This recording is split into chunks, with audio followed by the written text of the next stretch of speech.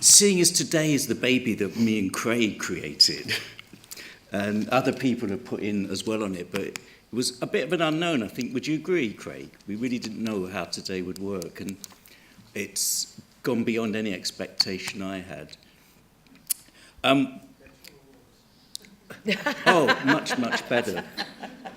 Apart from you, Tony. No, that's not true, Tony.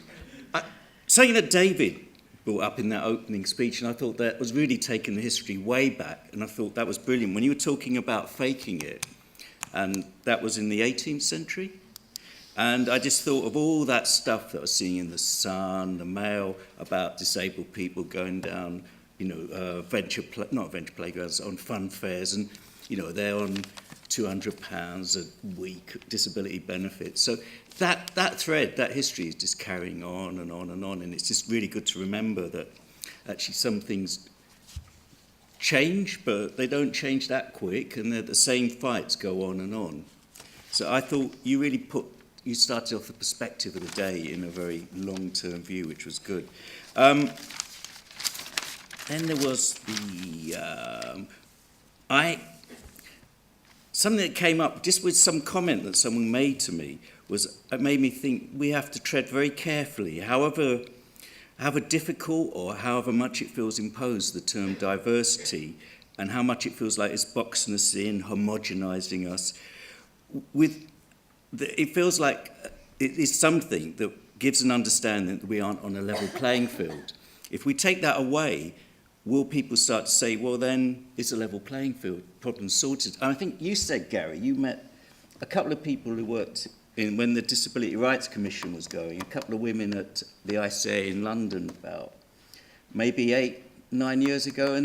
And you were doing that show, I think it was about the disabled terrorists. And they came up after the show and they said, well, what's the problem? It's sorted. Look at us. We've got great jobs. We've got about 30 grand a year. I've forgotten about that, yeah. And that's right. So, well, class again. There you go. That was class, yeah. And that feeling that, well, it's sorted. And so then we can be swept under the carpet. I love the fact there was lots of humour, that I wouldn't have wanted it any other way. And so I feel like we have to be careful we don't throw the baby out with the bathwater. And I thought it was great we had 2 dogs here and a baby. That's quite unusual for symposiums I've been to. Young artists from whatever background are really important, and I think with the succession planning, we're really aware that particularly young disabled people are going through a whole different experience from what older disabled artists will have gone through.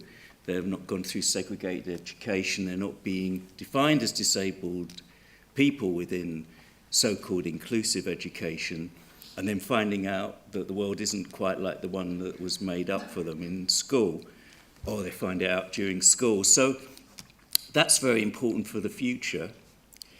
And what comes next? 2 other things that I thought were great is that I didn't feel anyone moan today, which is quite unusual, especially I think disability arts event. Usually there's quite a lot of moaners, and I don't think anyone moaned. Would you agree?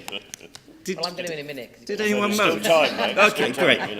And I don't think anyone really attacked the Arts Council, which I think is good as well. Half a minute left. Okay. I'm glad to get one up. And what comes next? I don't know what comes next. I don't think there's one answer to that. I think there's many different answers. And it feels like a journey that a lot of us have been on for a long time. Some of us are just starting. And so I can't give an answer to what comes next. I mean, I could say for Dash, but that's only one small little bit of a huge jigsaw. But I did write something, and I don't know if it's naff or not, but I'll say it. I wrote, now is the time to dream, to look how we can make the future, not to be reactive, but to be proactive. So that's my bit.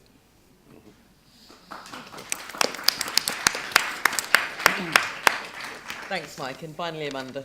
Yep. So I'm going to spend my 3 minutes actually considering the question from the last panel, which is why is it so difficult to call yourself a disabled artist, and then thinking about vacuum cleaners, sort of twist on that question, why is it so difficult and important to call yourself a disabled artist? As I was thinking, why is it important to call myself a disabled curator? And I have been calling myself a disabled curator, and I think it sort of points to what you were saying here actually about leadership, and it also points to what Ju was talking about earlier, that I see it as a responsibility in some ways to identify myself as a disabled curator, because if we think there are few disabled artists, there are even fewer disabled curators. And I was just having an interview with Padraig Norton, who's the Director of Arts and Disability Ireland, and he asked me that question. Why aren't there any more disabled curators? And I said maybe that's because the younger generation of curators don't know that there is a template for that kind of work. So I'm being invited to schools and curatorial practice graduate seminars to talk about what it is to be a disabled curator, and I think that's a real privilege. It's creating a niche, and I mean, it's difficult because I fear being ghettoized, like the artists that I work with, but rather than fear it, I just think it's expanding my practice rather than limiting my practice. So it's very exciting, and also going back to the question you were asking, Zoe, before about working with design teams, that is, again, my role as a leader in the museum, in the infrastructure, is to be a leader in design and be a leader in concept and access, policy, funding, audience development, and artistic development and curatorial practice itself. So that's my three minutes.